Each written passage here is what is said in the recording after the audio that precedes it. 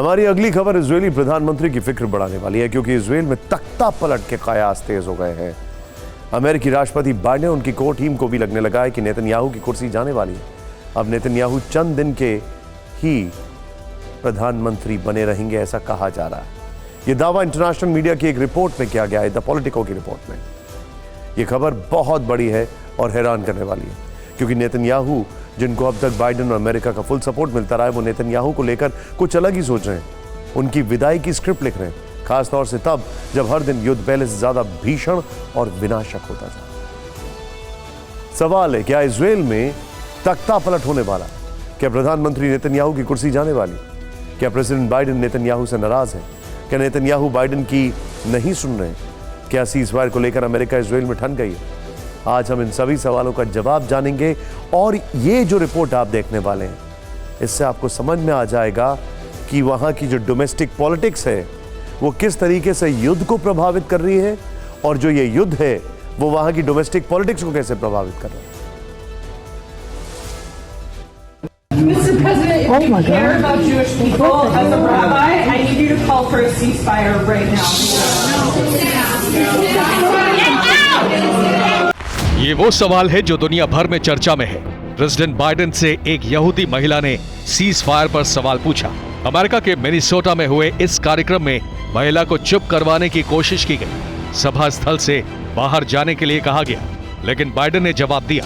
उन्होंने जो कहा वो इस कैमरे पर रिकॉर्ड नहीं हुआ, लेकिन जो कहा वो सुनिए। मुझे लगता है कि विराम की जरूरत है। 27 दिनों की जंग में ऐसा पहली बार हुआ है जब अमेरिका ने सीज फायर को लेकर अपना स्टैंड इजरायल से अलग रखा है, जबकि नेतन्याहू डंके की चोट पर अमेरिका की अपील को खारिज कर चुके हैं। To make clear Israel's position regarding a ceasefire. Just as the United States would not agree to a ceasefire after the bombing of Pearl Harbor or after the terrorist attack of 9/11, Israel will not agree to a cessation of hostilities with Hamas. क्या यही वो वजह है जिससे America नाराज है और अब नेतन्याहू की कुर्सी जाने वाली है?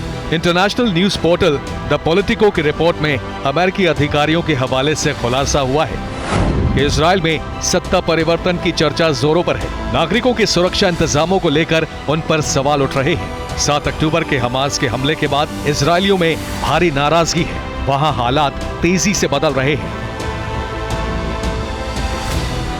ऐसे में नेतन्याहू को प्रधानमंत्री का पद छोड़ना पड़ सकता है या फिर तख्ता पलट हो सकता है। द पॉलिटिको की रिपोर्ट के अगले हिस्से में यह भी दावा किया गया है कि व्हाइट हाउस में नेतन्याहू के नेतृत्व को लेकर बैठक भी हुई है।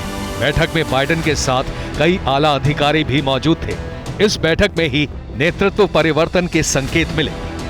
जरा सोचिए, ये रिपोर्ट उस वक्त सामने आई है जब व्हाइट हाउस लगातार कहता रहा है कि वो नेतन्याहू को फिलहाल कोई निर्देश नहीं देगा। एक तरफ खबर आ रही है कि इजरायल में तख्ता पलट हो सकता है, नेतन्याहू हटाए जा सकते हैं, व्हाइट हाउस में मीटिंग हो रही है। दूसरी तरफ नेतन्याहू अपने इस्तीफे की खबरों को खारिज कर रहे हैं और दावा कर रहे हैं कि इजरायल हर हाल में अपने मकसद को पूरा करेगा।